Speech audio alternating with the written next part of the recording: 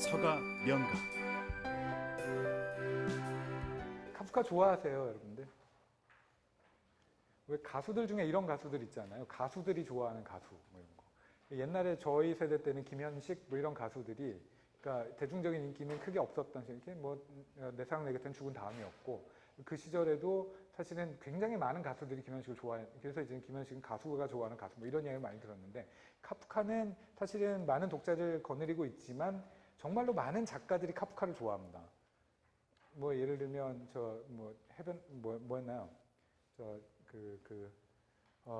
하루키도 카프카가 있고 하여튼 카프카가 등장하는 사람도 굉장히 많아요. 카프카를 좋아하는 사람들. 근데 진짜 신기해요. 지난 시간에 말씀드렸다시피 카프카는 그냥 잊혀지고 말 수도 있는 작가였는데 죽고 나서 유언을 따르지 않은 그의 친구 덕분에 이제 작품들이 다 살아남아서 이렇게 유명해졌죠. 예, 그래서 이제 오늘 볼 작품은 이제 변신하고 시골리사예요. 현대적인 삶의 환상과 이미지 이렇게 그 제목을 붙여봤는데 뭐 공부하는 사람들마다 다들 연구 방법이 다 있는데 저 같은 경우는 사회문화적인 배경으로부터 출발해서 작품 안으로 들어가는 편이어서 대체로 문학작품 이야기할 땅땅 이런 이야기를 드리게 되는데 카프카를 설명드리기 위해서 제가 여기에 준비를 원래 했었던 내용들은 뭐냐면 그러니까 독일이 얼마나 빨리 산업화가 되었는가라고 하는 거예요. 카프카가 지금 봤던 호프만스타일 굉장히 옛날 시대 작가 같죠. 카프카하고 동시대 작가예요. 그런데 카프카는 오늘날 작가라고 해도 믿을 수 있을 법한 글이라면 호프만스타일은 완전히 옛날 글처럼 보이거든요. 이유는 무엇일까? 이유는 뭐냐면 카프카를 둘러싸고 있던 혹은 카프카의 작품이 나오게 된 가장 중요한 계기가 되는 배경이 산업사회이기 때문에 그렇습니다. 호프만스타일에게도 역시 그것은 중요한 이슈였겠지만 그에게는 오히려 추상적인 유미주의적 삶이라고 하는 것이 훨씬 더 중요한 의미였다면 카프카 같은 경우에는 이런 식의 물리적인, 그러니까 사회적인 경제적인 조건들이 일상적인 조건들이 카프카에게서는 훨씬 더 중요한 역할을 했었어요. 이유는 분명하죠. 호프만스타일은 부잣집 아들이었고요. 한량이었습니다. 아무것도 안 해도 먹고 살 수 있는. 물론 나중에는 조금 어려워져서 열심히 돈을 벌어야만 했죠, 작가로. 그렇지만 카프카는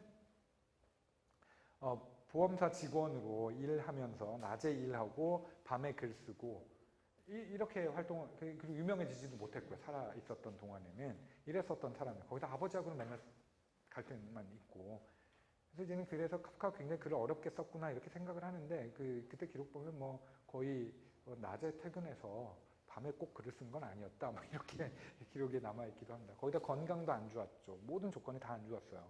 이 사람에게는 우리가 오늘날 겪고 있는 자본주의 사회의 삶의 조건이 고스란히 이 사람의 삶에 그대로 영향을 미치고 있었습니다. 이러한 자본주의적인 사회 속에서 자본주의 사회에서 살아가는 삶의 방식이 카프카의 작품 속에 고스란히 드러나고 있기 때문에 사실은 기본적으로 여전히 달라지지 않은, 여전히 기본적으로는 동일한 자본주의적인 조건 하에서 살아가는 우리들에게 카프카는 베르테르보다 혹은 카프카와 동시대에 살던 호프만스타일보다 훨씬 더 가깝게 느껴지는 거죠. 예, 카프카가 오늘날까지 사랑받는 이유 중에 하나는 혹은 이해받는 이유 중에 하나는 바로 그것 때문이라고 느껴집니다. 변신은 1912년에 썼고요. 이 소설에 대해서 펠체베어에게 쓴 편지에서 이렇게 얘기를 합니다. 비탄에 잠겨 침대에 누워있다가 떠오른 이야기이고 이런 종류의 이야기는 최단 한 번 중단하고 10시간에 걸친 2번의 집필 시간 동안 쓰여져야 합니다. 그러면 지난 일요일에 내 머릿속에 있었던 원래 구상의 자연스러운 성격과 격정이 이야기 속에 담겨있게 될 거예요. 카프카의 소설은요. 예를 들면 토마스만이나 아니면 하프트만이나 괴테나 이런 사람들은 작품을 쓸 때에 미리 설계도를 아주 빡빡하게 그려놓습니다. 하프트만이라는 자연주의 작가 같은 경우에는 미리 배경이 되는 곳에 가서 취재하듯이 모든 걸 다 세세하게 기록에 남겨요. 그 다음에 그것도 철저하게 계산해서 구성을 하고요. 토마스만도 마찬가지고 그 다음에 우리 호프만스타일의 경우도 뭐 말할 것도 없고요. 근데 카프카의 글은 그냥 써내려간 글들이 굉장히 많습니다. 그래서 미완성으로 남아있는 작품들 중에 그러니까 나중에 유고로 발견된 작품들 중에는요. 순서를 알 수가 없는 작품이 너무 많은 거예요. 근데 이렇게 해도 저렇게 해도 다 말이 되는 것 같아요. 이상하죠. 그러니까 이야기 자체가 원래 구성 자체가 기승전결을 가지고 쭉 진행되는 구성이 처음부터 아니었다는 거죠.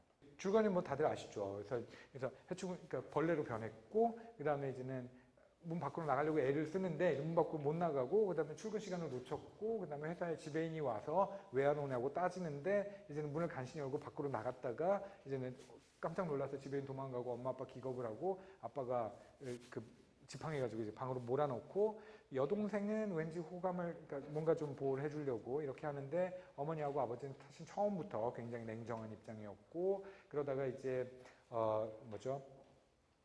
그 그레고르 잠자 방에 있는 가구들하고 뭐 이런 걸 다 빼내려고 하다가 이제는 잠자가 벽에 걸려있는 액잔을 어떻게든 지켜보려고 거기에 철썩 들러붙었다가 또 그 혼나고 그리고 이제 나중에는 이제 방 하나를 새를 줬는데 그 새 든 사람들이 이제는 밥을 먹고 이제 동생이 바이올린을 연주를 하고 있는데 또 바이올린 연주에 홀려서 밖으로 기어 나왔다가 또 이제는 그 새든 사람들이 또 난리가 나고 이제 돈 때문에 새를 줄 수밖에 없었는데 이제는 이렇게 그 사람들이 나가서 이제는 안 들어오게 됐으니까 이제 아버지는 열 받을 때도 열 받았고 거기다 다른 과일도 아니고 사과를 집어 던져서 등에 꽂히게 되고요. 그러다 이제 시름시름 앓다가 결국에 죽어버리고 그다음에 이제는 그 집에 드나들던 청소부 아주머니가 이제는 잠자 치워버리고 그다음에 가족은 소풍을 떠나게 하게 되는 그런 내용이죠. 그래서 이게 그러니까 뭐냐면 가만히 보면은 그러니까 사실은 카프카의 작품 중에 그나마 이 이야기가 가장 쉬운 게 맞는 해석인지는 모르겠으나 처음부터 카프카가 그런 의도로 썼는지는 모르겠으나 대체로 동의할 수 있는 해석이 있는 유일한 작품이 이 작품이에요. 시골리사 읽어보셨죠? 네, 그게 카프카거든요. 그게 카프카인데 이 작품은 그래도 비교적 쉬워요. 왜냐하면 벌레로 변했다라는 그 사실 자체는 무엇을 의미하나요? 이 작품의 전체적인 맥락에서 보면 노동력의 상실이에요. 그리고 이 벌레로 변하고 나서 나중에 알고 된 것은 무엇이냐면 아버지가 이제 늙고 힘들고 병들어서 일을 못할 줄 알았던 아버지가 심지어 일해서 돈 벌 수도 있었어요. 원래부터. 거기다가 나중에 알고 보니까 뭐예요? 예금도 해놨어요. 자기는 뼈 빠지게 일해가지고 자기를 위해서 돈을 한 푼도 안 쓰고 살았는데 거기다가 점점 무엇이냐면 그러니까 처음에는 그래도 아들이라고 생각을 하는데 점점 아들이 아닐 수도 있다 혹은 이 아이 때문에 우리가 제대로 살 수 없다 이런 생각을 하기 시작합니다. 그러면서 이제 아들을 학대하기 시작하는 거죠. 마지막에 죽었을 때는 그 누구도 동정하지 않는 그런 상황이 만약에 벌레로 변한 것을 노동력의 상실이다라고 이해를 하는 순간 쫙 이해가 되어버리죠. 이게 바로 가족 안에서조차 벌어질 수 있는 그러니까 어떤 자본주의적인 경제적 종속의 참모습이다. 이렇게 이해할 수도 있을 겁니다. 또 다른 해석도 가능해요. 벌레가 된 존재. 그 특별한 존재가 되어버린. 더 이상 그에게 맡겨진 자본주의 사회가 그에게 준 역할을 수행할 수 없는 존재가 되어버린 자. 그 자는 벌레와도 같다. 이런 이야기를 하고 있는 것 같기도 해요. 그거는 어떻게 이해를 해도 상관이 없습니다. 왜냐하면 카프카는 그러니까 정확한 해석을 지시하고 있지 않거든요. 여러 가지 해석이 가능하다는 것이 사실은 당연하게도 이제는 그 카프카의 작품의 중요한 특징이 되죠. 자, 그래서 이제는 이 첫 번째 장면은 뭐냐면 이게 굉장히 충격적인 장면이에요. 그러니까 아침에 딱 일어났는데 벌레가 되어버렸다. 사람이 벌레가 되어버렸다. 사람이 벌레가 되어버렸다라는 사실 자체로부터 우리는 어떤 기대를 하게 되나요? 여러분들 어떤 기대를 하시게 되나요? 뭐지? 이런 생각만 하시나요? 이게 보통은요, 그러니까 제가 사실은 오늘은 이 작품의 해석보다는 환상문학, 문학에 있어서 환상성 이런 이야기를 좀 드리려고 해요. 카프카를 많은 사람들이 환상문학으로 이해하기를 싫어합니다.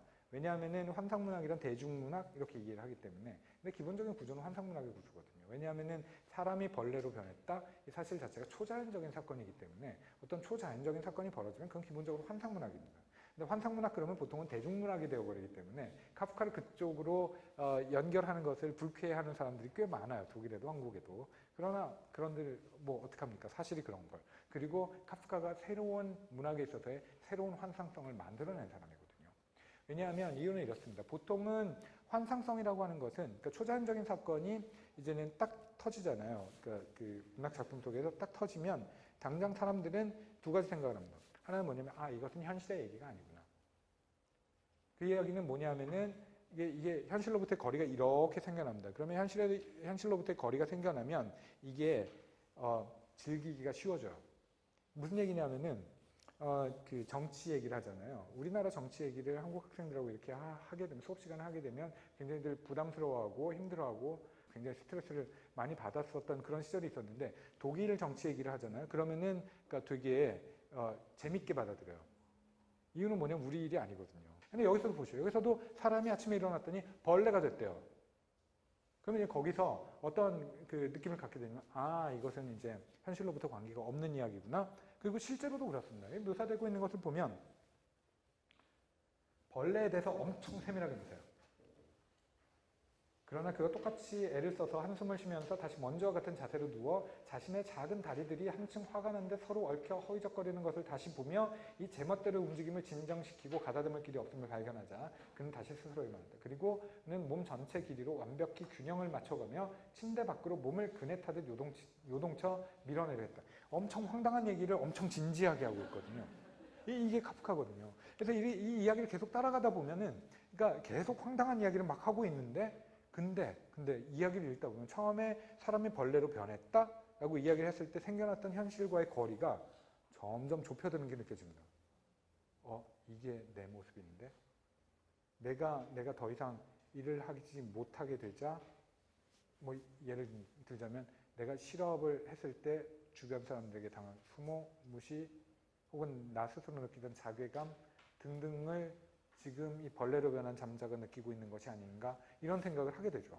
그러면서 이게 처음에 이렇게 벌어졌던 현실과의 거리가 이게 통속문학처럼 유지가 되거나 점점 커지는 것이 아니라 뭐 만화 좋아하시는 분들은 아시겠지만 뭐 드래곤볼 처음에는 그래도 사람이 싸우는 것처럼 보이다가 나중에 막 우주인 뭐 그것도 우주인도 그냥 우주인도 아니고 막 점점 허무맹랑해지잖아요. 이게 통속문학의 중요한 특징이거든요. 통속문화에.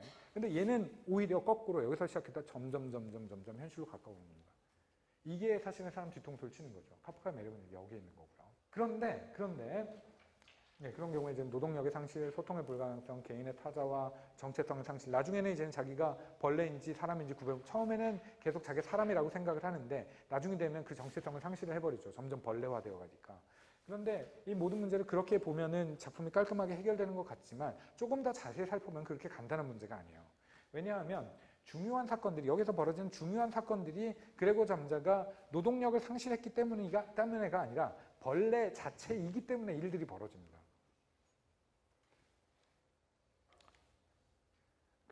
뭐 이런 거죠. 그러니까 그레고르 잠자가 결국에는 아버지가 던진 사과가 등에 꽂혀서 죽게 되는데 그때 이 벌레가 밖으로 기어 나갔다가 그 하숙 들어있던 사람들을 놀래켜서 그렇게 된 거잖아요. 그런데 만약에 이거를 뭐 노동력 상실의 상징으로 본다면 어떻게 되나요? 아무리 실업자라도 집에 손님이 와 있는데 그래서 추리닝 입고 밖에 잠깐 나갔다가 사람들이 기겁을 해서 놀라서 뛰쳐나가진 않잖아요. 이거는 뭐냐면 이 사건은 벌레이기 때문에 벌어진 일이에요. 그냥 단순한 상징은 절대로 아닙니다. 이제. 그러면 도대체 이 이야기 뭐냐 이렇게 되는 거죠. 그리고 이게 이 카프카의 이 작품들이 가장 신기한 것은 전통적인 그 이전에 있었던 환상문학들과 비교해서 가장 신기한 건 뭐냐면 사람이 벌레로 변했는데 아무도 놀라질 않아요. 부모님이 놀라죠. 물론 놀라죠. 그런데 그 놀라움이라고 하는 것은 우리 아들이 교통사고가 나서 다리가 부러졌다. 이런 정도의 놀라움이지 우리 아들이 벌레로 변했다 그러면 그냥 이렇게 있겠어요? 거기다가 더 신기한 건 뭐냐면 가만히 생각하면 이런 거예요. 만약에 여러분들이 그냥 상상만 하십시오. 아는 사람이 어젯밤에 방에 들어가서 잤어요. 문은 그대로 잠겨있고. 근데 그 다음날 아침에 보니까 걔는 없고 벌레가 기어 나왔어요. 그럼 어떻게 생각하시나요? 벌레가 얘를 잡아먹었다고 생각하지 얘가 벌레가 됐다고 생각하지는 않을 거 아니에요. 근데 왜 걔가 그 잠자라고 생각을 하나요? 그것도 말도 안 되는 거거든요. 뭐가 앞뒤가 하나도 안 맞는 이야기인데 더더군다나 부모님이 놀라지도 않아요. 그러면 이 사실은 너무 당연한 거예요. 그 안에 사람이 벌레로 변할 수도 있다라고 하는 거는 이 작품 속에 묘사되고 있는 세계 속에서는 초자연적인 사건이 아닙니다. 그러니까 환상문학 서사활이라는 그러니까 원래는 언어학자인데 구조주의 언어학자인데 토도로프라는 사람은 환상문학 서사활에서 이야기를 하는 바대로 혹은 그 전에 사람들이 정리해놓은 바는 무엇이냐면 환상문학의 기본적인 조건은 무엇이냐면 우리가 살아가는 것과 동일하다고 믿는 동일하다고 이해하는 현실 세계 작중 세계 속에서 초자연적인 사건이 벌어진다. 우리가 벌어질 수 없는 사건이라고 생각하는 것들 그것이 뭐 갑자기 외계는 뭐 안 그럴 수도 있나요? 뭐 그 바닥에 떨어져 있던 사과가 다시 올라가서 뭐 나무에 붙었다던가 아니면은 사람이 날아다닌다던가 이건 초자연적인 사건이죠. 이 초자연적인 사건이 벌어지면서 우리가 이것이 우리 현실을 규정하고 있는 법칙이다라고 믿는 것들이 깨지면 그게 초자연적인 사건이고 그런 초자연적인 사건이 벌어지면 환상문학이 된다라고 이야기를 합니다. 근데 동화의 세계는 뭐냐면 이 그 법칙 자체가 세계 자체가 우리가 사는 일상 세계가 아니기 때문에 그리고 그 안에서는 다른 종류의 법칙이 존재를 하기 때문에 그것은 환상문학이 될 수가 없다. 거기서 규칙이 깨지는 게 아니에요. 아예 다른 세계인 거지. 이렇게 이야기를 하거든요. 자, 그런데 카프카는 어때요? 그래서 이제는 그 토도로프는 뭐라고 얘기를 하냐면 거기서 한 걸음 더 나아가서 환상문학이라고 하는 것은 기본적으로 망설임의 순간이 있다 이렇게 얘기를 합니다. 그 모든 종류의 환상문학의 구조는 어떻게 되냐면 초자연적인 사건이 빵 터져요 먼저. 그 다음에 사람들이 엄청 놀랍니다. 엄청 놀라고 그리고 이 초자연적인 사건의 배후에 무엇이 있는지를 사람들이 찾아내려고 굉장히 애를 써요. 이게 진짜 초자연적인 사건이냐 아니면 그 뒤에 이것이 초자연적인 것처럼 보이기는 하지만 사실 설명이 있느냐 이것을 밝혀내는 게 소설의 전체 줄거리를 구성을 합니다. 그리고 그 줄거리 내내 이어지는 것이 뭐냐면 망설임이에요. 이게 진짜 초자연적인 사건인가 아니면 실제로 벌어질 수 있는 일인가 여기에 대해서 이제는 그 고민을 하게 만드는 게 등장인물도 고민하고 그걸 읽는 독자들도 같이 고민하게 만드는 것. 이것이 환상문학의 조건이라고 얘기를 해요. 그런데 토도로프가 제일 마지막에 카프카를 별도로 다룬다. 왜냐하면 카프카는 그 경우에 해당되지가 않기 때문이에요. 왜냐하면 잠자의 부모님은 아들이 벌레로 변해서 놀라지 않기 때문이죠. 거기다가 이 소설에서는 중요한 건 뭐냐면 카프카가 잠자가 왜 벌레로 변했을까? 얘가 진짜 벌레로 변한 걸까에 대해서 아무도 관심이 없습니다. 망설임의 순간조차 없어요. 그렇다면 이 세계는 무엇인가? 아예 애초부터 동화적인 세계인가? 사르트르가 붙인 이름은 뭐냐면 일상화된 환상성입니다. 완전히 우리 현실과 동일한 것처럼 보이는 현실들 속에서 이야기가 진행되다가 이런 식의 환상적인 초자연적인 사건들이 너무나 당연한 것처럼 벌어지고 아무도 거기에 대해서 놀라지 않는 거예요. 이건 완전히 새로운 거거든요. 이러한 새로운 종류의 환상성은 카프카에게서부터 시작이 되는 겁니다. 자, 그래서 이제 간단하게 이야기를 정리를 하자면 뭐 이런 겁니다. 그러니까 카프카의 작품이 매력적인 이유는 뭐냐면 당연하게도 아까 말씀드렸던 이런 자본주의적인 맥락의 문제점들을 그러니까 오늘날의 독자들도 이해할 수 있는 혹은 오늘날의 독자들도 역시 같이 살아가고 있는 그 맥락의 이야기가 이 이야기까지 같이 합쳐서 말씀드리면 발랄한 환상성과 합쳐져서 깔끔한 대답이 없이 복잡하게 이야기가 진행되는 것 혹은 복잡하지는 않은데 무슨 말인지 알 수는 없는 의미 부여하기가 굉장히 힘든 그런데 이미지는 굉장히 분명한 변신을 읽고 나면 이 안에서 된 이야기가 남기는 상이라고 해야 될까요? 우리 머릿속에 아주 뚜렷합니다. 근데 이게 무슨 의미를 가지고 있는지 난 모르겠어요. 이게 거의 대부분의 카프카의 독자들이 느끼게 되는 것일 거고 그리고 거기서 의미를 찾으려고 하지 않을 때 굳이 혹은 정답이라고 생각하지 않으면서 이렇게도 생각해보고 저렇게도 생각해보고 그러면 혼자 낄낄낄낄 웃을 수 있는 그런 가능성을 제공해 준 게 카프카의 작품이고 그것이 매력이 아닐까 싶어요. 그러면서 또 동시에 뭐냐면 그때 그게 가볍지는 않은 거죠. 그러니까 무언가 그 완전하게 설명이 되지는 않으나 분명하게 우리의 머릿속에 이미지를 남겨주는 그런 종류의 현대적인 삶에 대한 성찰 혹은 인상 이런 것들을 우리에게 남겨줍니다. 그리고 이런 식의 불분명함이라고 하는 것 자체가 사실은 이제 포스트모던 쪽으로 넘어오게 되면 문학의 주된 특징이 되기 때문에 여러 가지 측면에 있어서 사실은 시대를 훨씬 앞서간 작품이 되어버렸다. 본인이 의도하든 그렇지 않았던지 간에 그렇게 생각을 할 수가 있겠습니다. 서가 연가